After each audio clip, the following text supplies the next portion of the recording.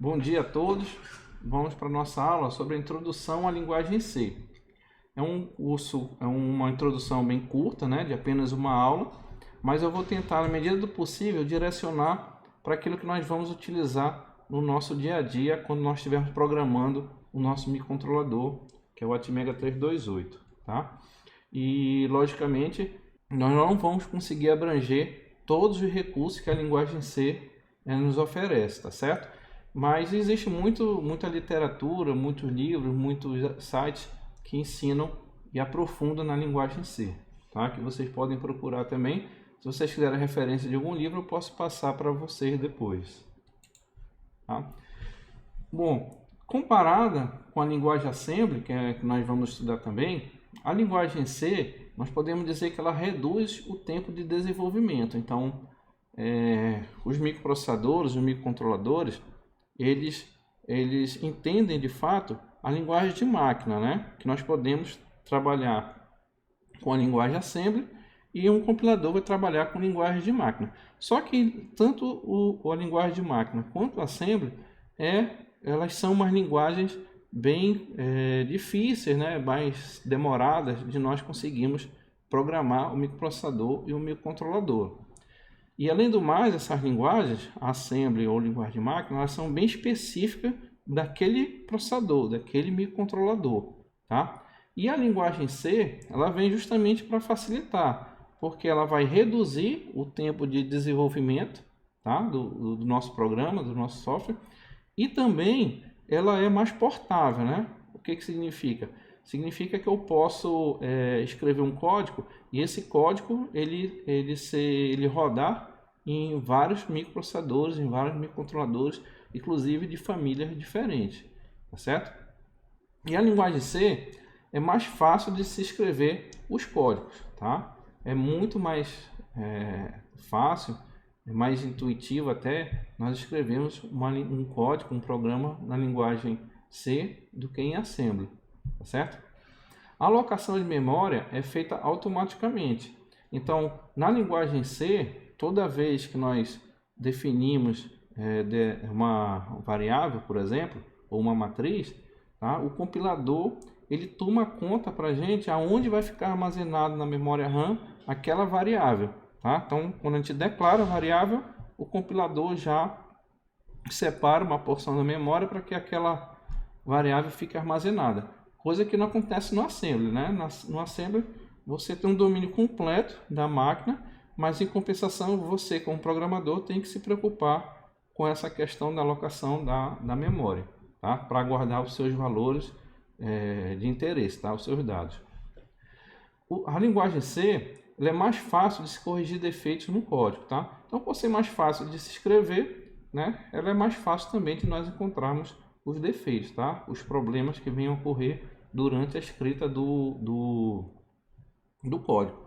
Sem contar que muitas vezes o compilador nos ajuda também, tá certo? Indicando erros ou mesmo advertências, tá? Que advertências não são erros, né? Não impedem do código ser executado, mas essas advertências podem nos ajudar a corrigir um possível problema, tá? Então, toda vez que tiver uma advertência, é bom nós procurarmos saber o motivo daquelas advertências, tá? E tem a questão, como eu já falei, da portabilidade, tá certo? Então, por ser uma linguagem de um nível mais alto, tá? Como nós já vimos, eu posso escrever um código que vai executar desde um PC até um microprocessador, um microcontrolador menor, o mesmo código, tá? Então, por exemplo, se eu escrever um código para fazer o cálculo da transformada de Fourier, esse código em C é muito provável que ele funcione desde um PC até um microprocessador, um microcontrolador de 8 bits, tá certo? Diferente se esse código tivesse escrito numa linguagem de um nível mais baixo, como o Assembly, tá certo? A linguagem C é uma linguagem estruturada, tá certo? E possui inúmeras bibliotecas de funções. Então, nas referências, vocês vão ver que eu passo para vocês um site onde lá nós podemos consultar todas, ou quase todas, né, muitas das bibliotecas que nós podemos utilizar quando nós estivermos programando em C para o nosso microprocessador, tá certo? Então, muitas funções que nós usamos no dia a dia já estão prontas, basta que a gente localize qual é a biblioteca que se encontra aquela função, tá certo? Então, a consulta a esses ou outros sites, ou mesmo os livros, elas são importantes para que a gente se familiarize com essas bibliotecas de funções, tá? E não é necessário um conhecimento profundo da arquitetura do microprocessador, tá? Então, o compilador muitas vezes absorve, vamos dizer assim, absorve aquela arquitetura de forma que eu possa programar, tá certo? Sem precisar de um domínio completo daquele microprocessador, da arquitetura daquele microcomputador. Tá? Fica mais abstrato para o programador, tá certo? Apesar de que, quando nós estivermos realmente programando o microcontrolador, tá? A forma que nós vamos usar vai ser programando diretamente os registradores do microprocessador, ainda que a gente utilize a linguagem C. Então, no nosso curso, de certa forma, a gente vai precisar conhecer um pouco, né, mais profundamente a arquitetura do nosso processador, tá certo? Mas quem trabalha programando PC, por exemplo, não vai precisar se aprofundar no funcionamento, na arquitetura do processador que estiver utilizando, tá? Então, a linguagem C é frequentemente referenciada como uma linguagem de nível médio, tá? Ou seja, ela não é um nível tão baixo, tá? Como o Assembly ou linguagem de máquina, como nós vamos estudar, também não é um nível tão alto, tá certo? Uma linguagem intermediária, tá? Nós não vamos nos aprofundar nessa questão de como é que funciona o nosso compilador, mas esse gráfico aqui ilustra bem mais ou menos como é que funciona um compilador, tá certo? Desde o nosso código-fonte até o código de máquina, que é o que o microprocessador, o microcontrolador de fato vai executar. Então, nós temos o nosso código-fonte, que é o programa que nós vamos escrever em linguagem C, tá certo? Esse código-fonte, ele primeiro passa por um pré-processador, tá? Passa por um pré-processador. Esse pré-processador, né, ele vai interpretar o código-fonte como as macros já processadas, né? Então, existem diretivas que a gente dá para o pré-processador que facilitam a gente desenvolver um código, inclusive, mais portável, né? Como a gente vai ver alguns exemplos, tá? Mas aqui ele ainda não está, vamos dizer assim, traduzindo, compilando um código em Assembly, ainda não, tá certo? No pré-processador, tá? E depois desse pré-processador é que ele vai para o compilador, tá? Onde esse compilador é que vai gerar um código em Assembly daquele nosso código-fonte, tá? Aí esse código-fonte ele vai para um assembler, né? O assembler é um montador, né? É ele que vai de fato gerar o nosso código objeto já em Assembly, tá certo?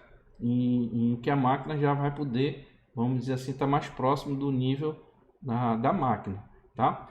Só que esse nosso código objeto, que provém do nosso código fonte, ele ainda vai ser ligado, né, ou linkado com as bibliotecas pré-compiladas que normalmente o compilador nos oferece. Então, ao juntar o nosso código objeto proveniente do nosso código fonte com as bibliotecas já pré-compiladas, tá? Pelo nosso linker, né, ele que vai juntar, vai linkar, né? Então, é ele que vai de fato gerar o nosso código de máquina, tá? Então, aqui está o código que de fato o microprocessador, o microcontrolador vai executar. Então, desse gráfico todo, né, desse diagrama de blocos todo, nós vamos apenas ver algumas diretivas do pré-processador, tá? Vamos aprender, logicamente, algumas funções que nós vamos usar aqui no nosso código-fonte em C, que é isso que nos interessa, tá certo? O restante desses blocos, o nosso compilador que nós vamos utilizar, ele vai abstrair para a gente, tá certo? Então, vai ser é bem fácil o nosso uso da linguagem C para o nosso microcontrolador, tá certo? A maior parte disso daí vai ser abstraída pelo nosso compilador que nós vamos utilizar, tá? Então, primeira informação sobre a linguagem C é que ele tem sensibilidade à caixa, tá? Nomes de variáveis são diferenciados se forem escritas com letras maiúsculas ou minúsculas, tá certo? Então a linguagem C, ela diferencia quando nós escrevemos com letra maiúscula ou com letras minúsculas. Então aqui está um exemplo de 4 variáveis que para nós tem o mesmo nome, que é média, mas para a linguagem C são 4 variáveis diferentes. Por quê? Aqui média está escrito tudo minúsculo. Aqui média, o M é maiúsculo. Aqui no terceiro exemplo está média escrito tudo maiúsculo. E aqui no quarto exemplo está misturado, né? Letras maiúsculas com letras minúsculas. Então, para nós, apesar de ser o mesmo nome, média, para a linguagem C, nós temos 4 nomes distintos. Por quê? Porque nós dizemos que ela tem sensibilidade à caixa. Isso vale não só para o nome de variáveis, mas para tudo que nós declaramos na linguagem C, como, por exemplo, o nome de funções. Então, os nomes das funções, elas devem ser respeitados o uso de letra maiúscula e minúscula quando nós declararmos e quando nós utilizarmos. Tá certo? Bom, palavras reservadas da linguagem C. A linguagem C possui 32 comandos e palavras reservadas, ou seja, palavras que executam funções específicas e que não podem ser utilizadas como nomes de funções ou variáveis. Bom, essas palavras reservadas, né, como o nome diz, são reservadas na linguagem, não podem ser empregadas para outra finalidade, tá certo? E apenas como uso da linguagem, né, reservada da linguagem C, tá certo?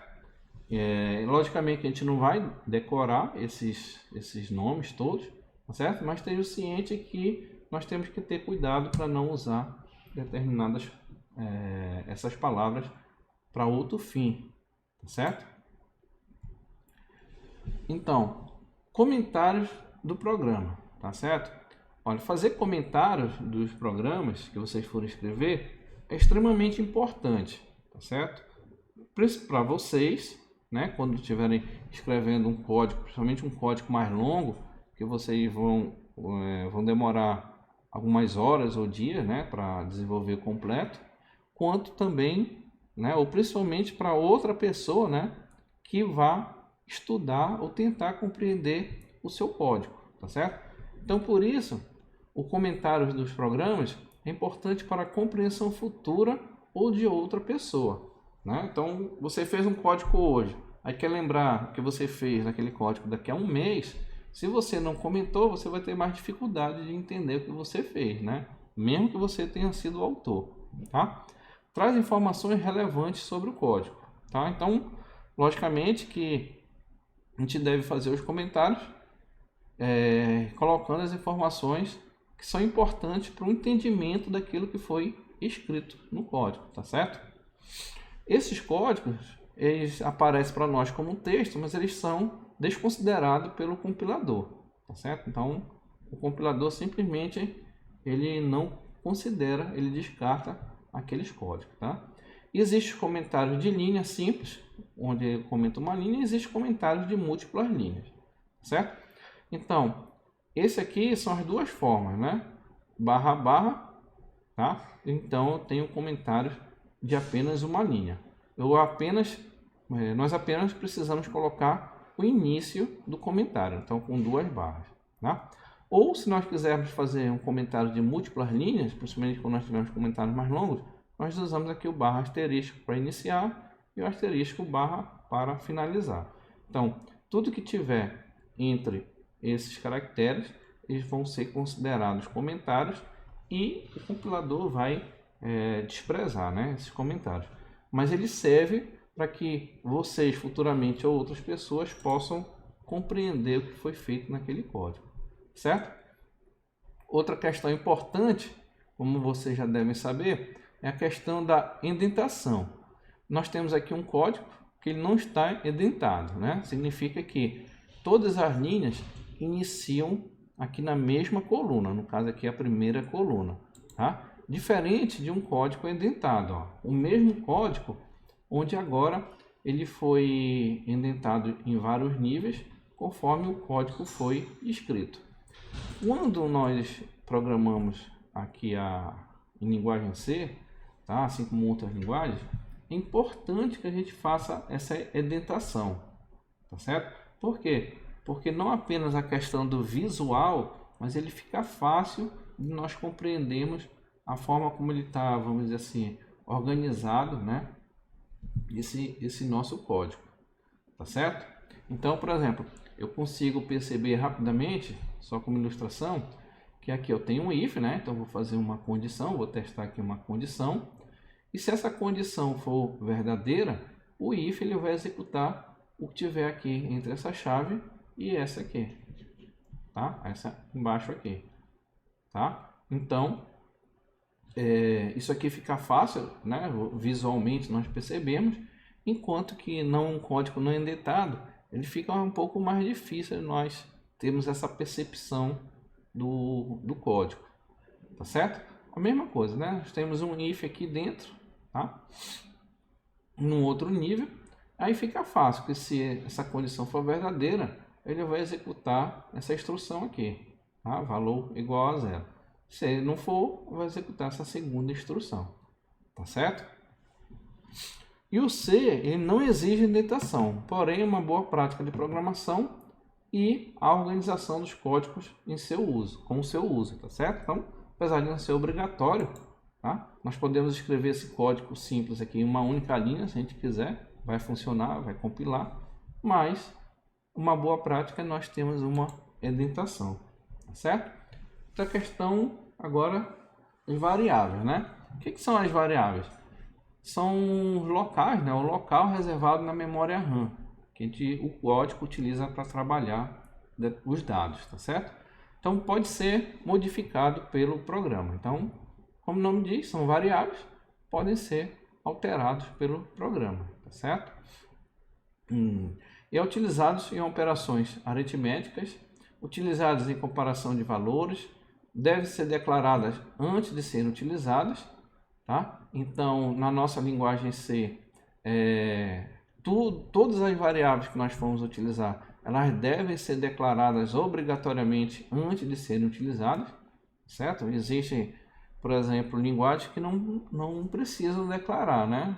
Então, por exemplo, eu estou lembrando agora do MATLAB, né? O MATLAB, para quem já usou ou usa, sabe que eu não preciso declarar uma variável antes de utilizar, certo? No C não, obrigatoriamente eu tenho que declarar. E o tipo da variável deve ser definido. Então, toda vez que nós declaramos o uso, né, de uma variável, o tipo tem que ser definido. Então, a linguagem C é uma linguagem fortemente tipada, tá certo? Então, todas as variáveis que nós criarmos, além de ser obrigatória essa declaração, eu tenho que dizer que tipo ela é, tá? Então, a sintaxe, né, de uma declaração de uma variável está aqui, ó. Eu tenho um modificador de tipo, tá certo? Eu tenho o tipo da variável, eu tenho o nome da variável, então toda variável tem que ter um nome, e eu posso, já na declaração da variável, atribuir um valor se nós quisermos, tá certo? Não é obrigatório, mas nós já podemos fazer isso na declaração. Os tipos, vamos dizer assim, vamos chamar assim, fundamentais da linguagem C, são esses aqui, né? O char, o int, o float e o double, tá? O char, ele usa 1 byte ou 8 bits e vai aqui de menos 128 a 127, são os valores possíveis para esse tipo. Então eu tenho o int, tá? O tipo int, que é 16 bits ou 2 bytes, e aqui está o intervalo possível. Eu tenho o tipo float, tá? Que já usa 32 bits, tá? Ou 4 bytes. E aqui também está o seu intervalo de valores. E também tem o double, que é um tipo float, né? Só que com precisão dupla, que usa, ao invés de 32, usa 64 bits, se assim nós quisermos, tá certo? Então, esses são os tipos fundamentais. Mas aí eu vou ter os modificadores de tipo, né? O que são esses modificadores? Eles servem para criar um dado mais adequado à aplicação desejada. Então, existem os modificadores, essencialmente 4 modificadores principais, né? Quais são? O short, o long, unsigned e signed. Aqui, né? O short, ele reduz o tamanho de determinada variável. O long aumenta o tamanho de determinada variável. Unsigned trabalha somente com números positivos, né? Às vezes são chamados também de não assinados, tá? Eu chamo de sem sinal, tá? Então trabalha somente com números positivos, de 0 para cima, tá? E o signed, que também é chamado de assinado, né? Eu digo que é com sinal. Então ele trabalha tanto com números positivos quanto com números negativos, tá? Então, como nós já vimos, esse modificador ele é declarado aqui antes do tipo, tá? Aí depois o nome da variável e o valor, tá? Aqui o nome da variável, apesar de estar entre menor e maior que, ele é obrigatório aqui o nome da variável, certo?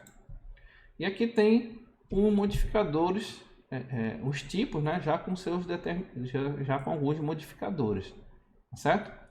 Então, por exemplo, o char, né, nós vimos que ele vai de menos 128 até 127. Só que se eu colocar o modificador aqui sem sinal, né, tá? Então, ele agora trabalhará os mesmos 8 bits, né? Ele trabalhará agora de 0 a 255, ao invés de menos 128 até 127 positivo, tá? Então, eu não vou falar, logicamente, de cada uma dessas declarações, mas vocês podem consultar essa tabela sempre que precisa, certo? Essa tabela vocês encontram também com facilidade nos livros, tá certo? Então, uma observação importante aqui desse slide é que os tamanhos podem ser diferentes dependendo do compilador e da arquitetura adotada. Então, esses tamanhos aqui, tá, eu tirei do nosso livro texto que nós estamos utilizando, do microprocessador, mas estejam cientes que esses tamanhos podem ser alterados em função da arquitetura do microprocessador, do microcontrolador adotado e também do compilador, tá certo? Quando nós trabalhamos com variáveis que nós precisamos definir exatamente o tamanho, tá? Porque aquilo é importante para o nosso código, tá? Então nós podemos trabalhar com variáveis de tamanhos fixos, tá? Que são definidas no C nessa biblioteca aqui, stdint.h, tá certo? Então a declaração já fica assim, ó, int 8t, né? Esse aqui já é uma variável de 8 bits, né? 1 byte, que é de menos 128 até 127, ou seja, equivale ao nosso char que nós vimos anterior, né? Se nós queremos que ele seja apenas números positivos, aí já vai colocar um U aqui na frente, né? Já fica esse int 8t, tá? E agora ele já vai trabalhar somente com números positivos, de 0 até 255. Então o mesmo vale, né? O mesmo entendimento vai valer para 16 bits, né? Ou 2 bytes, e 32 bits ou 4 bytes. Então, quando nós escrevemos código com essas declarações de variáveis de tamanho fixo, nós podemos ficar mais seguro de que ele vai ser mais portável, né, esse código, porque independente da arquitetura ou do compilador, tá, nós vamos garantir que nós estamos trabalhando com estes tamanhos de dados fixos, tá certo? Existe o 3064 também, eu não coloquei aqui, mas existe a possibilidade de ter o int 64 bits também, tá?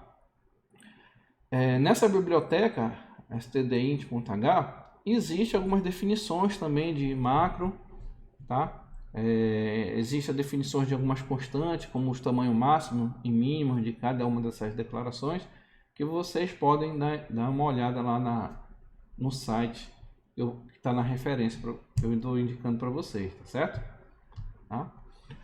Então, os nomes das variáveis, só para nós lembrarmos, não pode conter outros caracteres, okay, além de letras, números ou caractere sublinhado, certo? Então, determinados caracteres especiais não podem ser utilizados como nome de variáveis, tá?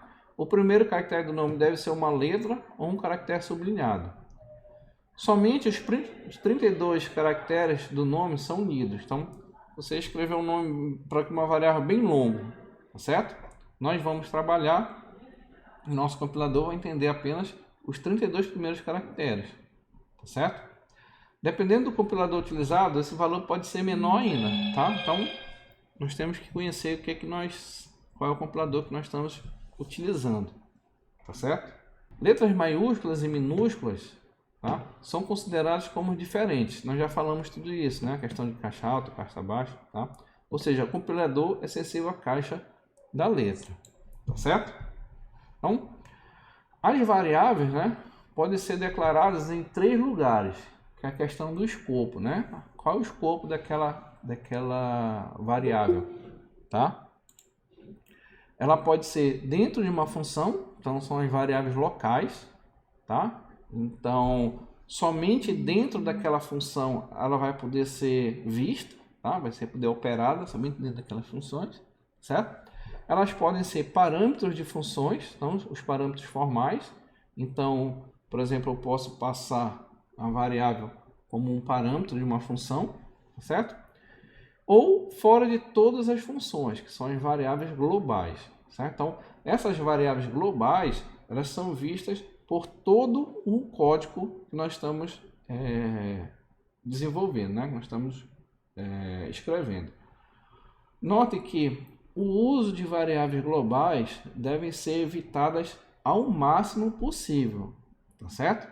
Principalmente se for um código longo ou que você estiver trabalhando, desenvolvendo junto com outras pessoas. Por quê? Se eu declaro uma variável global e uso numa função que eu estou, vamos dizer, desenvolvendo, o meu colega que também está trabalhando naquele código, desenvolvendo outra função, pode usar essa mesma variável global, tá? Então, o que acontece? Quando eu estiver no meu código, né, essa variável pode ser alterada pela função que está sendo desenvolvida pelo meu colega sem que eu saiba, né? Eu não estou sabendo o que ele está fazendo. Então, nós devemos evitar o uso dessas variáveis globais. Se for realmente necessário, tem que ter muito cuidado nesse uso aí de variáveis globais, tá certo? Então aqui tem um código simples onde está mostrando o escopo das várias variáveis, né? Então, por exemplo, aqui eu tenho uma variável global. Essa variável global, ela vai poder ser vista tanto dentro da função main principal aqui, quanto aqui da função soma, tá certo? Tanto que eu uso ela aqui, ó, variável global, né, igual a 5, então eu atribuí o valor 5, tá? Quanto eu uso lá na função soma, ó. Cadê? Tá aqui, ó, variável global, tá? Então, eu posso usar em qualquer parte do meu código. Isso aqui deve ser evitado, logicamente, como eu já falei. Aqui eu tenho a variável local 1, variável local 2, são variáveis que estão sendo declaradas dentro da função principal, né? Função main. Então, elas só vão ser vistas, né? Só vão poder ser operadas aqui dentro desta função principal. Se aqui na função soma, na função soma não tem nenhuma declaração de variável, mas nada impede que nós fizéssemos declarações aqui dentro. Aí essa variável seria utilizada apenas dentro da função soma, tá certo? Seria uma variável local para a função soma, né? E tem os parâmetros de funções. Então, aqui na chamada da função soma, eu estou fazendo uma chamada passando como parâmetro, né, a variável local 1, tá? Então, a função soma recebe o valor da variável do valor, né, que foi passado quando ela foi chamada, tá? Perceba até que ela pode ter um outro nome, né? Aqui ela é chamada como valor local 1 e aqui na declaração da soma já é valor formal 1, ela recebe, tá? E nesse caso aqui é feita uma cópia do valor, tá? Que foi passado, tá? Outra definição importante, né? São as definições e constantes, né? O que são as definições? Tá? Atribuir outros nomes a símbolos já existentes, tá? E tem as constantes, né? São símbolos de valor constante que auxiliam na programação. Então, apesar de a gente não estar escrevendo um código, né? Coloquei alguns exemplos aqui. Tem essa definição aqui, né? Tem um define LED port B.B0. Aqui, toda vez que nós colocamos no nosso código a referência à palavra LED, na verdade, ele está utilizando o port B.B0, tá certo? Isso aqui facilita no nosso código que toda vez que eu quiser, por exemplo, fazer um LED piscar, né? Vou fazer um código com LED piscar. Ao invés de eu estar lembrando aonde aquele código, aquele LED está ligado no processador, que no caso é o pino B0 da porta B, eu simplesmente vou chamar ele como LED. Então facilita a minha programação. A mesma coisa, né? Aqui eu chamei, nós criamos o motor, tá certo? Definimos o motor como sendo port B1. Então toda vez que eu quiser fazer referência àquele motor, eu não vou precisar lembrar aonde ele vai estar ligado no meu processador. E sim, faço referência direto à palavra motor, tá certo? Aqui então estou criando o valor da constante, né? Chamei de ligado igual a 1. Então, toda vez que o compilador se deparar com a palavra ligado, ele vai entender que é igual a 1, que é o valor 1. Tá? Mesma coisa o desligado, certo? De tal forma que no código principal, quando eu quiser desligar um LED, eu vou colocar aqui, ó, LED, tá? Que nós criamos aqui, é igual a desligado. Então, isso aqui fica muito mais intuitivo do nós escrevermos e entendermos o código, tá certo? Porque do contrário, nós teríamos que dizer que o port B.B0 é igual a 0, né? Aí quando nós estivermos lendo aquele código, mas o que será que está no port B, no bit B0, né?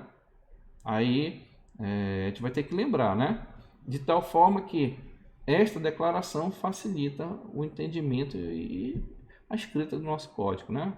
Mesma coisa o motor, né? Quando eu quiser ligar o motor, eu simplesmente coloco o motor igual a ligado, tá? Mas logicamente que essas são práticas que a gente vai absorvendo aí com o tempo, né? Com o tempo e com a programação, tá? Operadores, eu não vou comentar todos esses operadores, lógico, tá certo? Mas só os tipos aqui, nós temos operadores aritméticos, eu acho que vocês já conhecem também, tá? Temos operadores relacionais, tá? Aqui, como resultado, vou ter um valor, um número, tá certo? Os números relacionais, tá? Maior que, maior ou igual que, menor que, igual, diferente, enfim. Aqui eu vou ter como resultado um valor que vai ser somente binário, vai ser binário, né? Vai ser 0 ou 1, ou falso ou verdadeiro, como resposta a um operador relacional, tá? Nós temos aqui os operadores lógicos, tá? Que também no caso do e, tá? Do ou e do shor, né? Que é o exclusivo. Eu vou ter a operação onde, nesse caso aqui, o e, onde eu tenho os dois símbolos aqui do e, né? Aquele e comercial. Ele vai me dar como resposta apenas um valor binário, ou é falso ou verdadeiro, 0 ou 1, tá certo? Tá? Assim como o ou também, tá? Diferente dos operadores bit a bit, tá certo? Por exemplo, este e aqui, quando nós fizermos uma operação do e, que é só um comercial, eu vou estar operando bit a bit daquela minha variável, tá certo? Então a minha resposta vai ser um número qualquer, dependendo da operação que eu fizer com os bits daquela variável.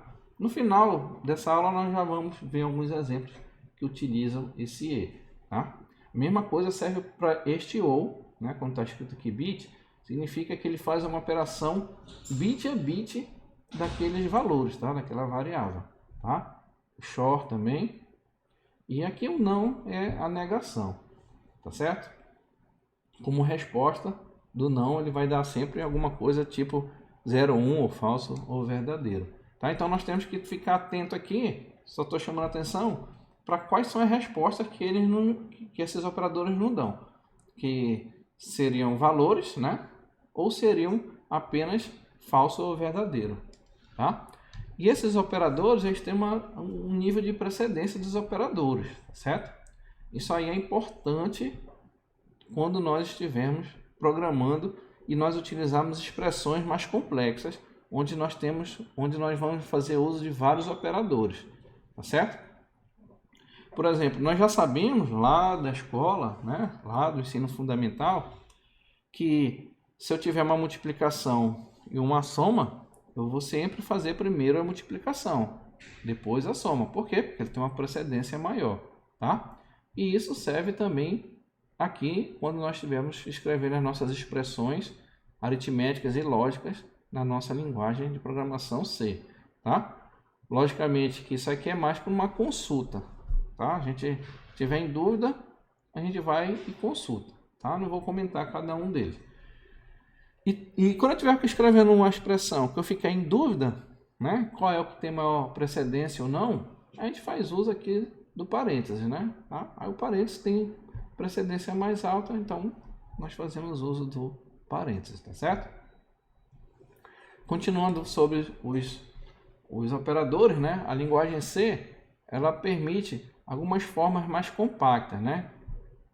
Por exemplo, se eu tiver aqui uma expressão desse tipo aqui, A é igual a A mais B. Então, eu estou fazendo uma operação usando uma variável A e o resultado deve ser atribuído na própria variável A. Então, nesses casos, nós podemos usar a forma compacta, que vai ser A mais igual a B. Então, ele já sabe que ele vai pegar a variável A, vai somar com B e atribuir o resultado na própria variável A. Então, nós temos a soma, a subtração, a multiplicação, a divisão, enfim, são essas operações que vocês estão vendo aí, certo? Então, outra forma também muito comum é quando nós temos o incremento ou decremento, né? Incrementado de 1 ou decrementado de 1. De tão comum essas formas, né? Tipo A igual a A mais 1 ou A igual a A menos 1, tem essas formas aqui, né? Mais compactas, né? Que chamaram de pré ou pós-fixado, tá? Onde eu vou colocar assim a declaração A mais mais, tá? Ou A ou mais A, significa que eu vou incrementar o valor de A, tá? E o A menos menos, eu vou decrementar o valor de A, tá certo? Aí nós só que prestar atenção nessa questão do ser pré ou pós-fixado, tá? Então, por exemplo, vamos esse exemplo bem simples aqui. O x é igual a A, tá certo? Aí nós vamos fazer a seguinte declaração: y é igual a mais x, tá? Aí nesse caso, após essa operação ser executada, o valor de x vai ser 5. Por quê? Nessa declaração ele mandou incrementar o valor de x, tá? E o y também vai ser igual a 5, tá? Ou seja, ele primeiro fez o incremento de x e depois atribuiu esse valor a y, tá certo? Diferente deste segundo exemplo, ó. X também iniciou com valor igual a 4. Aí a declaração tá que y é igual a x mais mais. Neste caso, ele vai primeiro atribuir a y o valor de x, que é 4, e depois vai incrementar o valor de x. Então, ao final da execução dessa instrução, o x vai ser igual a 5, ele foi incrementado aqui, mas o y vai ser igual a 4. Por quê? Porque aqui ele foi pós-fixado, né? Ele primeiro atribuiu a y e depois ele somou, né? Incrementou o x, na verdade. Tá certo? E aí, ó, o corpo de um programa, tá certo? um corpo de um programa na linguagem C, tá? Primeiro nós vamos declarar ou fazer a inclusão dos arquivos externos, né? Que são as bibliotecas que nós já escrevemos ou que já estão prontas que nós vamos utilizar, tá? Aí nós vamos fazer definições de nomes e macros, certo? Nós vamos declarar as variáveis globais quando forem utilizadas, que no nosso caso nós devemos evitar o máximo possível, tá? O uso dessas variáveis globais. Nós vamos fazer a declaração dos protótipos das funções, porque todas as funções elas precisam ser declaradas antes de serem utilizadas, certo? Então, existem três formas, então. Ou eu declaro toda a função antes da função principal, antes da função main, né? Declaro toda ela. Ou eu declaro o protótipo, onde eu digo quais são os parâmetros de entrada e o tipo de retorno daquela função. E a terceira forma seria, para usar uma função, é que elas já estejam declaradas em algum arquivo externo, tá certo? Mas, logicamente, esse arquivo externo teve que ser incluído, né? Teve que ser declarado, tá? De tal forma que todas as funções que foram utilizadas precisam ser declaradas antes, tá? E, finalmente, né, nós temos o programa principal, aquele que nós vamos fazer o nosso código realmente que nos interessa, né? Tá? E por último, as funções.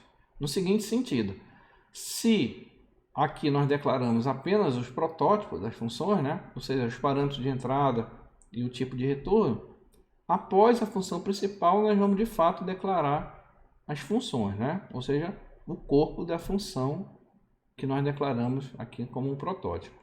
Tá? Lógico, se essa função já foi inteiramente declarada aqui, antes da função principal, aí eu já não precisaria declarar depois, tá certo? Mas isso não é tão comum, tá? Aí vamos para algumas diretivas, né, do pré-compilador, tá? Então, os arquivos de cabeçalho, né, eles são arquivos contendo bits de código de programas que são utilizados para referenciar e descrever o conteúdo de outros modos, as bibliotecas, né, as libraries. Então, nós vamos fazer uso com frequência dessas bibliotecas, tá certo? Então, nós precisamos informar, né, aqui antes da compilação, né, por isso falando de pré-compilação, os cabeçalhos, né, os headers dessas bibliotecas, tá certo? Então, a primeira diretiva seria essa include, né? Essa diretiva copia o conteúdo de um arquivo aquele ponto do código fonte, tá? Então, por exemplo, a gente vai usar com muita frequência essa diretiva include.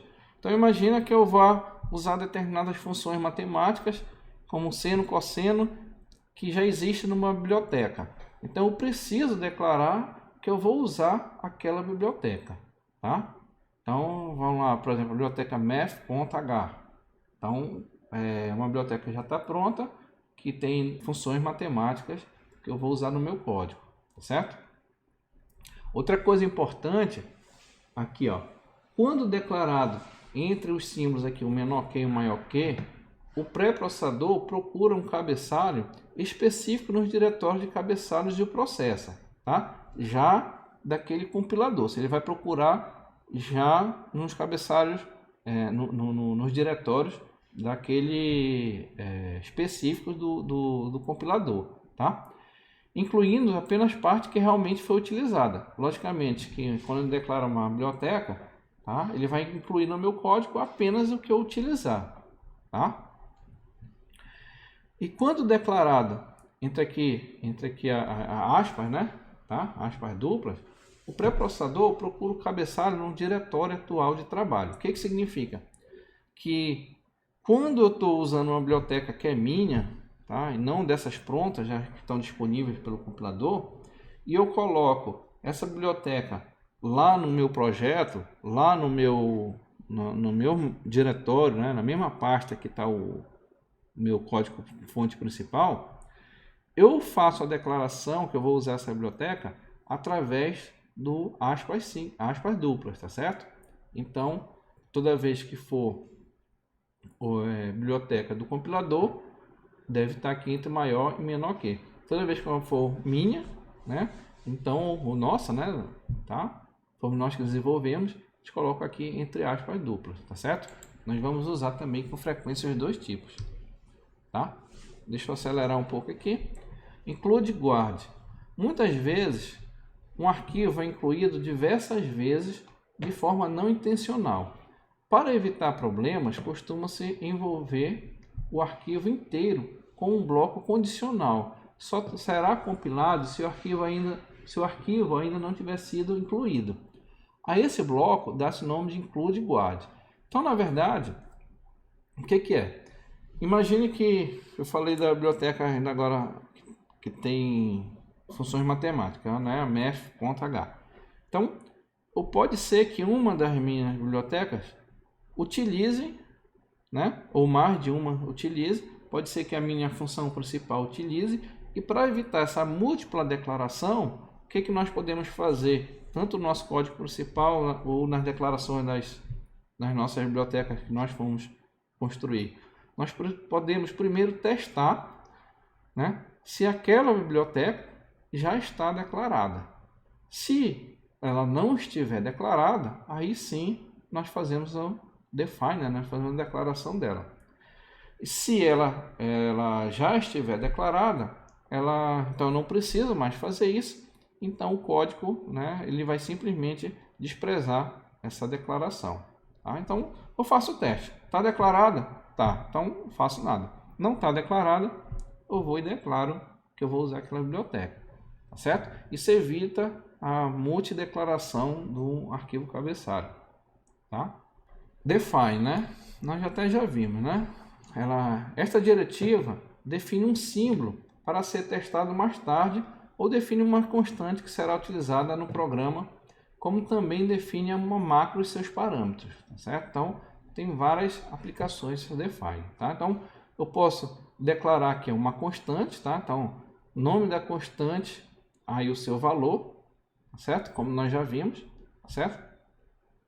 Nós podemos declarar uma macro, tá? Nós vamos ter exemplo de macro que nós vamos utilizar. Essa macro ela se comporta como se fosse uma função, certo? Mas ela não é uma função, tá certo? Ela é tratada de forma diferente pelo compilador, tá certo? Nós vamos fazer uso também, tá? E quando o pré-compilador encontra a constante, nome da constante, né, que foi declarada bem aqui, ó, nome da constante, ele a substitui por seu valor. E quando ele encontra o nome da macro, também declarado aqui, ó, nome da macro, ele a substitui pela expressão equivalente. Então, na verdade, o que nós estamos fazendo aqui dando um novo nome, dando um nome para aquele valor. Por exemplo, um valor, eu quero declarar o valor de π, né? Então, eu vou colocar aqui, define π e o valor dele, 3.14, tá? Então, toda vez que no meu código eu quiser me referenciar àquele valor de π, eu não preciso estar lembrando do valor dele, né? O valor numérico. E sim, utilizo o nome que eu declarei aqui, π, por exemplo. Tá certo? Então, um exemplo aqui, né? Eu tenho um define, fcpu, aí 16 milhões, tá? Então, aqui eu estou definindo o clock da CPU em Hertz, tá? Aqui, include avr/io.h, definições dos componentes especificados. Bom, aqui eu estou dizendo que eu vou utilizar esta biblioteca aqui, tá certo? io.h, e que vai ser comum nós usarmos essa biblioteca porque lá vai ter a definição dos registradores, né, que nós vamos usar no nosso microprocessador, tá? Não só do painel de controle dele, mas também dos registradores de entrada e saída de dados, certo? De forma que eu preciso fazer essa declaração, já que eu vou usar esses registradores internos do nosso processador, tá certo? E lá estão definidos nessa biblioteca, tá? E aqui, por exemplo, eu vou fazer uso de uma função delay, tá? Tá aqui a função delay. Então eu preciso declarar a biblioteca onde aquela função está especificada, né? Onde ela está declarar, ela está implementada, tá? Então eu faço uso aqui da declaração da biblioteca delay, tá? De forma que eu possa usar a função de atraso, né? Então tá aqui, ó, delay ms, né, que é em milissegundo. Eu vou dar um atraso aqui de 1000 milissegundos, tá certo? Eu não poderia usar essa função sem antes declarar a biblioteca onde está implementada aquela função, tá certo? Aí, por exemplo, eu já estou me adiantando aqui ao nosso processador, mas eu tenho aqui, ó, port B igual a um valor aqui binário, tá certo? Esse port B, tá? Ele está declarado lá dentro da minha biblioteca I/O do meu processador, tá certo? Então eu estou acessando a porta B, vamos dizer assim, do meu processador, que eu não poderia fazer, tá certo? Se eu não tivesse declarado aqui anteriormente, tá? Então, essa diretiva aqui, undef, essa diretiva apaga o símbolo, tá? A constante ou a macro da tabela de substituições, né? Na verdade, se eu não quiser mais usar um símbolo, uma constante que eu já tenha declarado, tá? Nós podemos apagar, certo? O uso dela. Confesso que eu não lembro de ter usado essa diretiva, tá certo? Porque eu declarei um determinado símbolo, eu pretendo utilizar lá no meu código, tá certo? Aí, diretivas de pré-compilação, né? Aí tem a diretiva aqui, o if, end if, else e elif, né? Como se fosse um else também, tá? Essas diretivas são utilizadas como estruturas condicionais, assim como visto anteriormente. Então, percebo que essas diretivas, elas fazem parte do meu código, mas elas são interpretadas pelo pré-compilador, tá? Então eu posso fazer uma estrutura condicional dessa forma aqui, ó. If expressão código, aí end if, tá? O que significa? Que este código aqui só vai executar se essa expressão aqui for verdadeira, tá certo? Então, e sendo que isso vai ser tratado pelo meu pré-compilador, tá certo? Então, por exemplo, eu posso testar se eu posso, por exemplo, desenvolver um código para processadores diferentes. Então, determinados processadores, eles são configurados de formas, logicamente que os processadores podem ser configurados de forma diferente. E aí eu crio aqui uma expressão, se eu tiver usando um determinado processador, ele precisa ou vai executar um código específico para ele, tá? Se for diferente, ele não vai executar esse código. Então eu posso colocar uma estrutura condicional, uma para cada tipo de processador que eu estiver utilizando, por exemplo, tá certo? De tal forma que o meu código ele fica bem portável e possa ser executado em mais de um processador, tá? Lembrando que isso aqui não é ainda o meu código principal, tá certo? Bom, ampliando, né, expandindo essa estrutura condicional, eu posso fazer o uso aqui do else, tá? Ou do elif, tá? Elif, tá? O entendimento é o mesmo, tá? Aqui são estruturas condicionais do pré-compilador, tá certo? Aí tem a definição, a diretiva if-def, if-and-def aqui, tá? Essas diretivas, elas podem ser usadas para implementar o código de forma condicional à existência ou não, tá? De um símbolo, tá? Então, aqui eu vou fazer o seguinte, eu vou testar se esse símbolo foi definido ou não, se ele existe ou não. Se foi definido, eu vou executar esse código, tá? Se não foi, ele não faz nada, tá certo? É a mesma coisa aqui. Se esse símbolo não foi definido, né? É o inverso, né? Ele executa o código. Se foi definido, ele não faz nada, tá certo? Então tem um exemplo aqui, tá? Então, isso aqui é uma diretiva, né? Ele vai do pré-compilador. Aí vamos ler aqui, ó.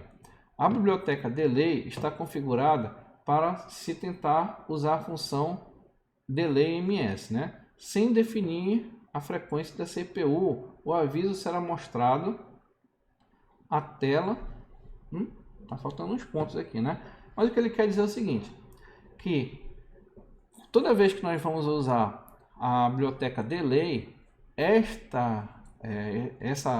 esse valor, né, fCPU, ele precisa ter definido.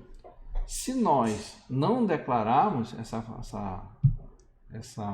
esse valor, ele vai nos dar essa warning, né, essa advertência, e vai dizer que a fCPU não está definida. Tá? E aí vai definir um valor que ele colocou aqui como padrão de 1 MHz. Então, como é que está funcionando essa estrutura? Olha, ele testa aqui, ó. fCPU ele não está definida, né? Está testando. Se essa condição for verdadeira, ou seja, não tiver definida, então ele vai dar o quê? Uma advertência e vai declarar um valor padrão aqui para fCPU, que no caso 1 mega, né? 1 milhão. E aqui finaliza a estrutura. Se essa fCPU já estiver definida, então ele nada vai fazer, certo? Então, nota que tudo isso é apresentado pelo, vamos dizer assim, executado pelo nosso pré-compilador, tá certo? Bom, vamos ver algumas estruturas da nossa linguagem C, né, que nós vamos utilizar com frequência. Essas estruturas condicionais você já conhece, tá? Mas vamos fazer só uma breve revisão. A primeira estrutura condicional é o if. Tá? Então, aqui eu tenho o fluxo de execução, né, do nosso código, é o nosso fluxograma. Então, o nosso código entra aqui na instrução if. O que ele faz? Ele vai testar uma expressão. Se essa expressão for verdadeira, um código será executado. Se essa expressão for falsa, nada é realizado e o fluxo da execução segue em frente. Tá? E a sintaxe da estrutura if, ela é bem simples. If, e aqui entre parênteses uma expressão. E entre chave, código deverá ser executado caso a expressão seja verdadeira. Tá certo? Uma observação importantíssima aqui na linguagem C, tá? É que o valor verdadeiro na linguagem C é qualquer valor diferente de zero. O valor falso é zero.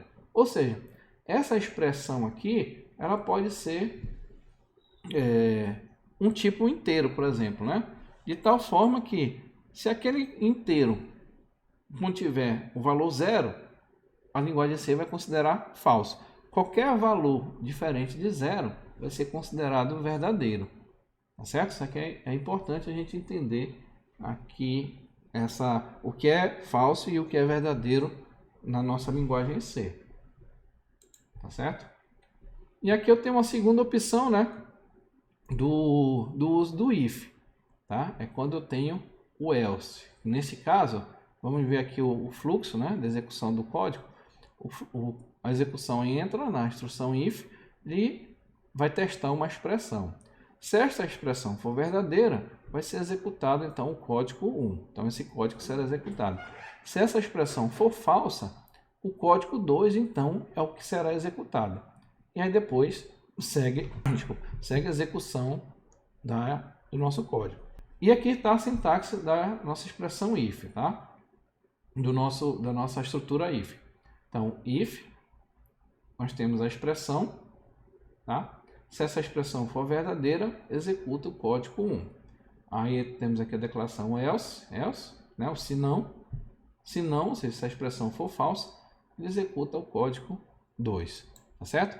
Então, eu acho que essa estrutura é uma estrutura bem simples, tá certo? De forma que nós podemos até ter ifs aninhados, né? Então, nós podemos ter ifs dentro de outros ifs, né? Neste caso aqui, né? Vamos estudar esse fluxo aqui de instrução.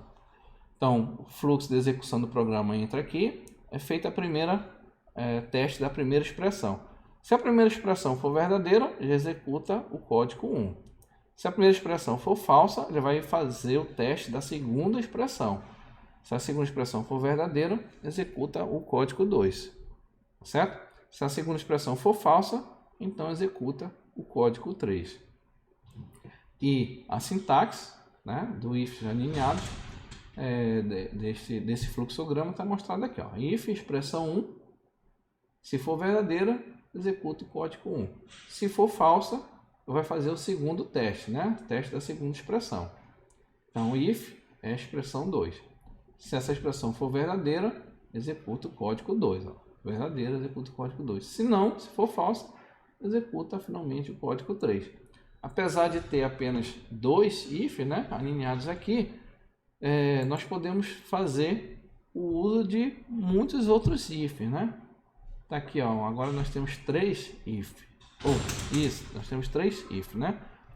Então, nós fazemos aqui o teste da primeira expressão. Se a primeira expressão for verdadeira, eu vou fazer o segundo teste, né? O teste da segunda expressão. Aí sim, se for verdadeira, a segunda expressão, executa o código 1. Se for falso, o código 2. Tá? Contudo, se a expressão 1 já for falsa, ele vai testar a terceira expressão. Se for verdadeira, executa o código 3. Se for falsa, executa o código 4. Certo? E depois da execução de cada um desses códigos, na verdade, segue o fluxo de execução do nosso código. E aqui está a sintaxe, né, do nosso if alinhado aí com três if, né? Então a primeira situação, onde vai executar o código 1, certo? A segunda situação, onde vai ser executado o código 2. A terceira situação, onde vai ser executado o código 3. E a quarta situação, onde vai ser executado o código 4, tá? O outro comando, né, é o switch case, né? Switch case ele é bastante utilizado, né? Menos do que o if, mas ele é muito comum, né? Nós vamos utilizar também com frequência, tá? Então, nós podemos dizer que é um comando de seleção. Então aqui está a estrutura, ou na verdade o fluxo de execução do nosso comando switch case. Então, nós primeiro temos, ao entrarmos no código, nós temos uma expressão, né? Nós temos que declarar essa expressão. Essa expressão ela vai ser empregada para se comparar com os valores constantes, tá? Do restante do nosso comando. Então, nós temos a expressão e a primeira coisa que ele faz é testar aqui com uma constante, né? A primeira constante. Se coincidir, né? Se for igual, se a expressão for igual a essa constante, ele vai executar o código 1, tá? Se for falso, ou seja, se não coincidir, ele vai testar com a segunda constante. Se for igual, executa o código 2. Se for falso, testa com a terceira constante. Se for verdadeiro, executa o código 3. Se for falso, finalmente vai executar o código 4, que é no caso de não coincidir com nenhuma dessas constantes. Certo? Eu acho que o fluxograma está bem simples de nós entendermos, né? Como é que funciona. E nós temos aqui a sintaxe do comando, certo? Então, switch, a expressão, nós vamos testar. Está aqui, ó, case constante 1, que seria esse valor aqui. Está testando se é igual esse valor aqui. Tá? Se for verdadeiro, tá? Ele vai executar esse código aqui. Ao final desse código, eu tenho que ter a instrução break aqui. Tá certo? E depois, se for falso, ele testa com a constante 2. Se for verdadeiro, executa o código 2. Se for falso, testa a constante 3. Tá? Até chegar aqui no default, né? Default seria no caso de não coincidir com nenhuma dessas constantes. Então, ele vai executar o código 4. Percebo que existe aqui a declaração break após cada um dos códigos, tá certo? Esse break ele não é obrigatório. Eu posso tirar esse break daí. O que ocorre é, se eu tirar esse break e a condição for verdadeira para a constante 1, ele vai executar o código 1, tá? Como ele não encontrou o break, ele já vai executar também o código 2, tá? E vai parar aqui. Se não tivesse break, ele continua executando o código 3, tá certo? E para aqui. Se não tiver, ele vai executar o código 4, tá? Então esse break ele informa que é para parar naquele ponto. tá? Então, por exemplo, se eu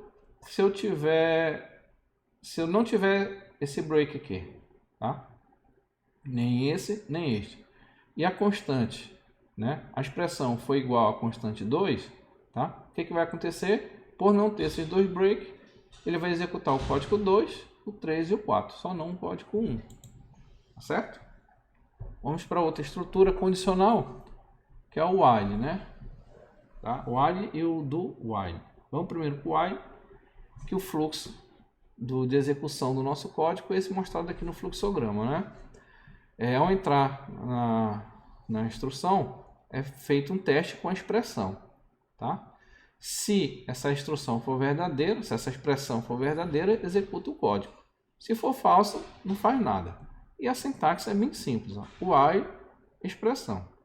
Se a expressão for verdadeira, executa o código. Se não for, não faz nada. Tá certo?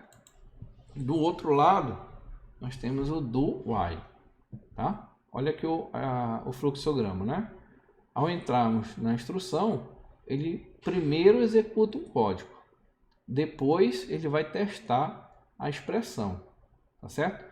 Se a expressão for verdadeira, ele retorna e executa o código novamente. Se a expressão for falsa, ele sai, tá? E a sintaxe tá aqui, ó, do código while, a expressão. Percebam, né? Isso que eu quero passar para vocês, por isso eu deixei os dois aqui um do lado do outro. Qual é a diferença fundamental entre um laço e o outro? É que aqui no while eu posso sair da expressão do comando, né, do laço, sem nada fazer. Ele entrou aqui, né, a execução.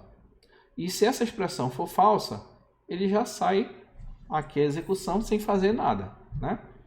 Do contrário, aqui no do while, esse código ele vai ser executado pelo menos uma vez, porque ó, nós observamos que, pelo fluxograma, que quando a execução entrar no laço, ele primeiro executa o código, depois ele vai testar a expressão. Então, esse código é executado pelo menos uma vez. Aqui no while não, né? Esse código só vai ser executado se a expressão for verdadeira. Tá certo? Então, isso aí era importante quando nós estivermos construindo esses laços. O laço for, tá? O laço for também nós empregamos muitas vezes no nosso código, tá? E ele possui esse fluxograma aí de funcionamento, né? De execução. Então, ao entrarmos no laço for, ele faz a inicialização, que pode ser inicialização de variáveis, né? Tá certo? Aí ele vai testar a expressão. Se essa expressão for verdadeira, ele executa o código, tá? Aí faz o que nós chamamos de incremento, tá? E aí ele retorna e fica testando constantemente essa expressão.